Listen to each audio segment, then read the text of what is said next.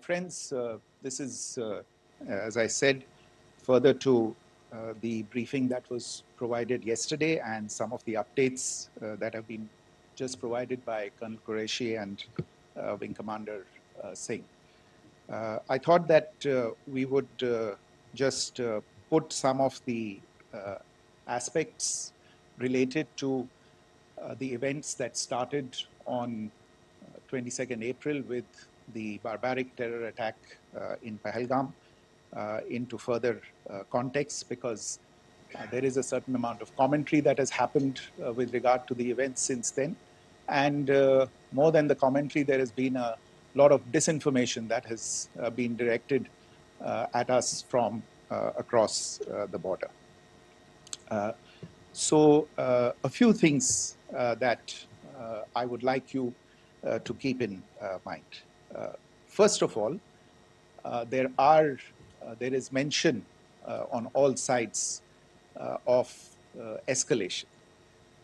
I think the first point that you have to keep in mind is the attack of 22nd April in Pahalgam is the original escalation. ये जो सिलसिला है जो हम देख रहे हैं आज की घटनाओं को लेके, ये 22 अप्रैल के पहलगाम के हमले से शुरू हुआ है.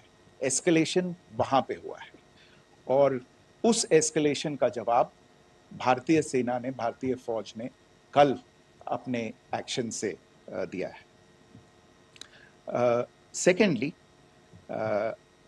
I want to invite your attention to the involvement of the group calling itself the Resistance Front in these attacks. I pointed this out yesterday that this is a group that is a known front for the well-known Pakistan-based terrorist organization, Lashkar-e-Taiba. The group has been reported earlier. I mentioned to you about the Indian authorities providing information to the UN 1267 Sanctions Monitoring Committee. And in fact, we are going to be meeting with the team again very soon, and we will be providing an update to the information that we have provided earlier. But what is interesting, दिलचस्प बात यह है कि संयुक्त राष्ट्र की सुरक्षा समिति में जब पहलगाम के हमले को लेके एक प्रेस वक्तव्य जारी करने की बात चल रही थी, तो आप सोचिए किस देश ने टीआरएफ का, द रेजिस्टेंस फ्रंट का उसमें मेंशन किया जाना, उसको अपोज किया, पाकिस्तान ने. This was after the fact that the TRF claimed responsibility for this attack not once but twice within a few hours after the incident on the 22nd of April, and then again on the morning of 23rd April. And it is perhaps only after the full gravity of the incident was realized by its masters and handlers across the border that it was managed to back off from this claim. Obviously, that retraction doesn't convince anybody. तीसरी चीज जो मैं आपसे कहना चाह रहा था, और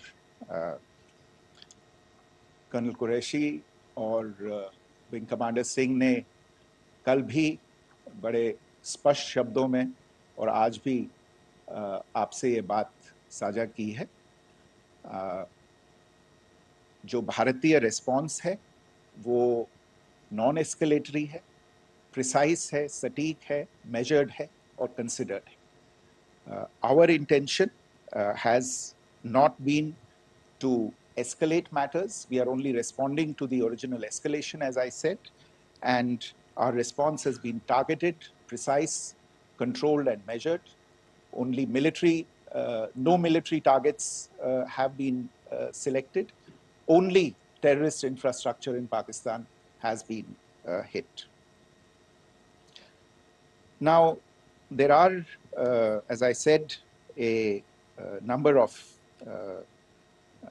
issues that have been raised in commentaries, and there's a lot of, as I said, unfounded disinformation and fabrication that has come from across the border.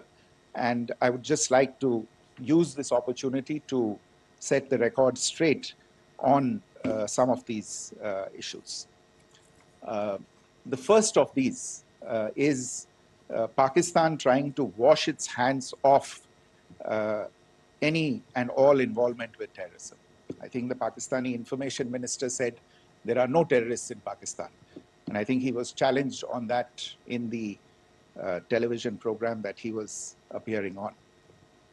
But even if I partially repeat myself from yesterday, I think Pakistan's reputation as the epicenter of global terrorism is rooted in a number of instances where concrete evidence is available, not just to India, but to governments and authorities and agencies around the world. There are several terrorist attacks around the world where Pakistani fingerprints have been found. I don't need to belabor the point with regard to this audience about where Osama bin Laden was found and who called him a martyr. Pakistan has also for decades pursued cross-border terrorism into India with impunity. And as I said yesterday also, in order to deliberately mislead the international community, they claimed that the terrorist Sajid Mir was dead. They came under pressure, and Sajid Mir was then brought back to life, arrested, and is now apparently in Pakistani custody. Pakistan is also home to a very large number of UN proscribed as well as UN proscribed terrorists, as well as terrorists proscribed by a number of other governments in the world, including, of course, the Lashkar-e-Taiba and the Jaish-e-Mohammed, as well as their leaders, Masood Azhar and Hafiz Mohammed Saeed. आपने देखा होगा हाल ही में पिछले ही कुछ दिनों में पाकिस्तान के रक्षा मंत्री और उनके पूर्व विदेश मंत्री दोनों ने इस बात को माना है कि पाकिस्तान का ऐसे ग्रुप्स के साथ जो रिश्ता है वो क्या रहा है. Both the defense minister and the former foreign minister of Pakistan, I think they've done a more eloquent job of this than I could ever do in terms of describing their country's implication in international terrorism and their involvement in housing these kinds of groups. दूसरा जो विषय है वो है पाकिस्तान का जो एक दावा है कि एक इंटरनेशनल impartial investigation होना चाहिए, एक joint investigative committee होनी चाहिए. These calls for jointly investigating this heinous and barbaric attack in Pahalgam. Again, I think you know the history well on this. You know the track record well, and it is not a bright track record insofar as Pakistan is concerned. In fact, in the pursuit of justice for the victims of multiple terrorist attacks, whether it be Mumbai in 2008, in Pathankot in 2016, or many others. But in particular for these two attacks, India had offered to cooperate. India provided forensic evidence and urged Pakistan to bring the perpetrators of these attacks to justice. We, in particular with regard to the Mumbai attacks of 2008, where a Pakistani Lashkar-e-Taiba terrorist was captured alive, India provided extensive information and evidence related to the involvement of Pakistani terrorists in this attack. Cases were registered, but you are all aware that these cases have not progressed despite the formation of judicial teams, etc. And Pakistan has consistently stonewalled all efforts to move the investigation along. In fact, with regard to the Pathankot attack as well, a joint investigative team was formed. We gave access, unprecedented access, I should say, to Pakistani team to the site of the attack. Details of call records data and DNA, etc., were shared with Pakistan. We had shared with them details related that we had been able to access to the addresses of terrorists. We presented evidence against the office bearers of Jaish-e-Mohammed who had conspired in the attack and the handlers of the terrorists who facilitated them and guided them in. But there has been no movement on this. So in all of this, I think the experience has not been positive, and it certainly doesn't give us the confidence now to take at face value Pakistani assertions of wishing to participate in a joint investigation. These are just delaying tactics. These are just stonewalling tactics. And in fact, there is reason to believe that Pakistan uses the evidence that we provide only to cover its tracks and, in fact, defend the terrorists who we are looking for and obstruct the path of investigation. A third point that I wanted to address was the claim that only civilians were killed in the strikes on the 7th of May. We have made the point very clearly that all attacks on the morning of 7th May were against carefully selected terrorist infrastructure, terrorist targets. It is not clear to us, in fact, seeing some of the coverage of the after effects of these strikes, including the funerals for the terrorists that are held yesterday. I think a lot of you have seen the reports and the coverage on media. If only civilians, if any civilians were killed in these attacks, I wonder what message this picture actually sends to all of you. This is a question that is worth asking.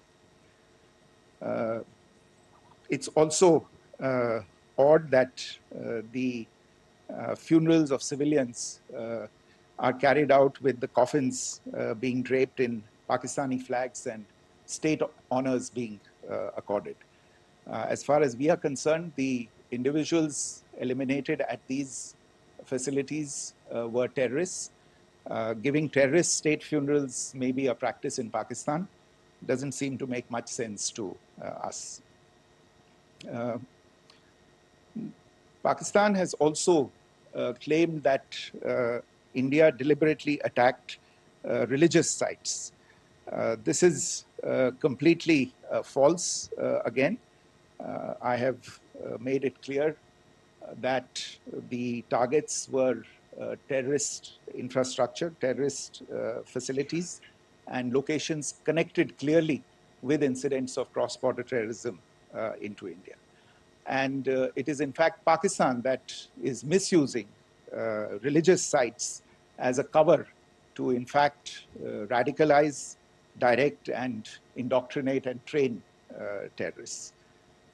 In fact, contrary to what Pakistan is claiming, yesterday Pakistan launched a targeted attack on the Sikh community in the state of Jammu and Kashmir, hitting Gurdwara in Poonch and the homes of Sikh community members, which came under attack. And we know that at least 3 individuals were killed in that particular attack. Pakistan is also making attempts to, in fact, just to add to this point, the retaliatory action that Pakistan has taken, in fact, is impacting civilians. I showed you the picture of the Gurdwara and the Sikh community members who were killed in this. There are other civilians also who've been killed and injured in these attacks.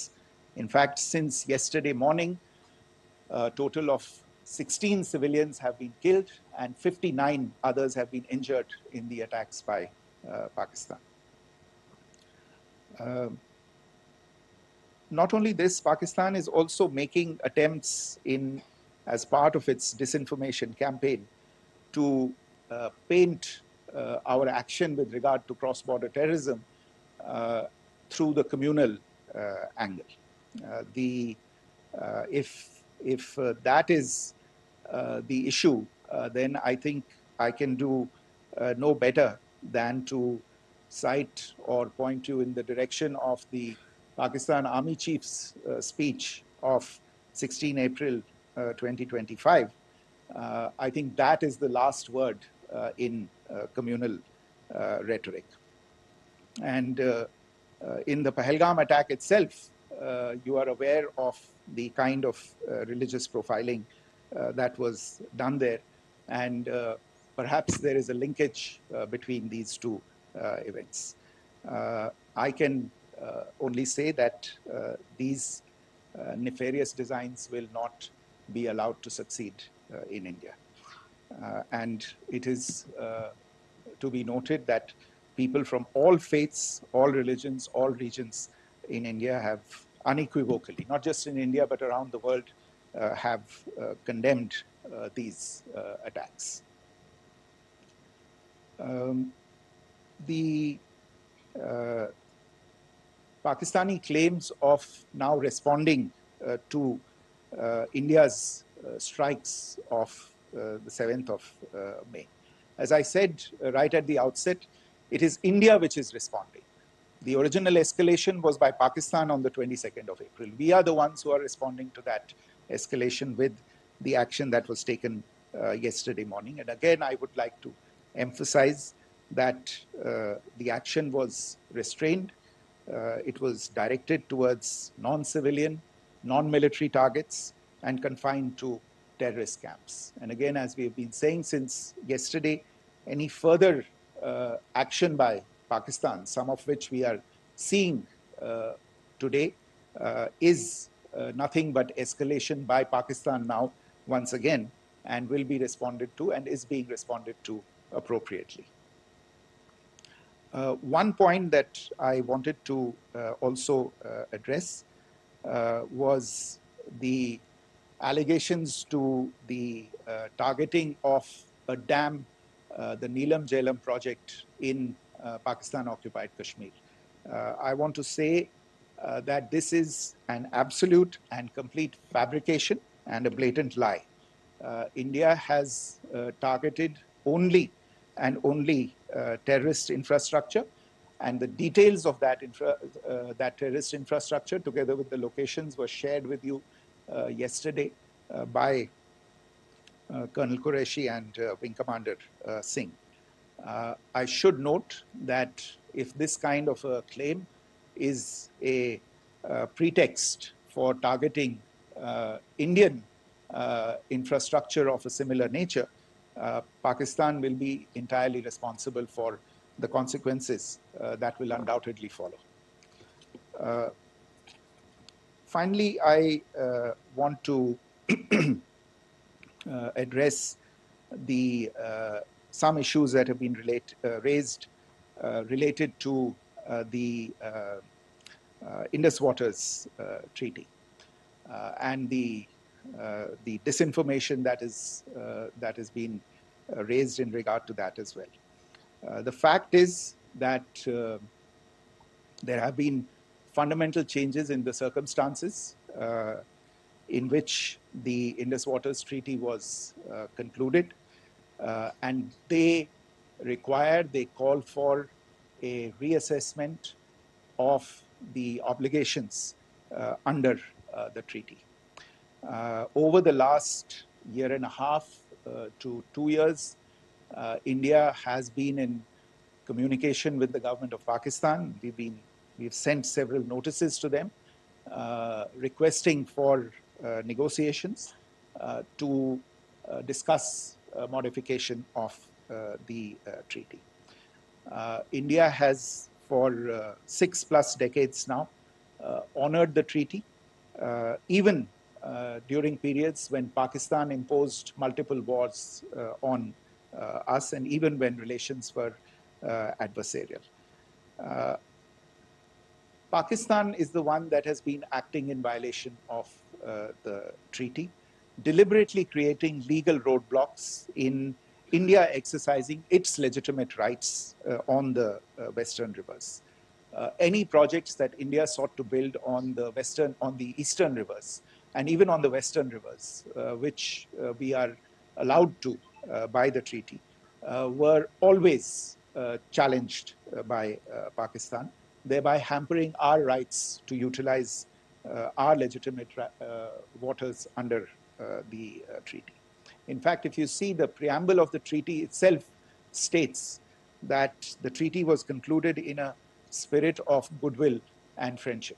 Mark those words, concluded in a spirit of goodwill and friendship. ये भारत का धैर्य और भारत की सहनशीलता है जो 65 साल से हम इतनी प्रोवोकेशन के बावजूद इस ट्रीटी को निभा रहे हैं. However, as has been made clear earlier as well, Pakistan has not responded to our request to enter into negotiations for a reassessment of the obligations under the treaty. A number of conditions have changed. This is a treaty that was based on the engineering techniques of the 50s and the 60s. We are living through the first quarter of the 21st century.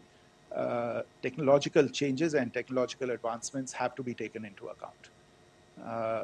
There are demographic changes. There are climate changes that have taken place. There is the imperative of clean energy.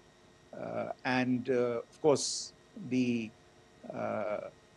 terrorism that Pakistan has wreaked in the state of Jammu and Kashmir itself has hampered India's ability to exercise its rights under the treaty.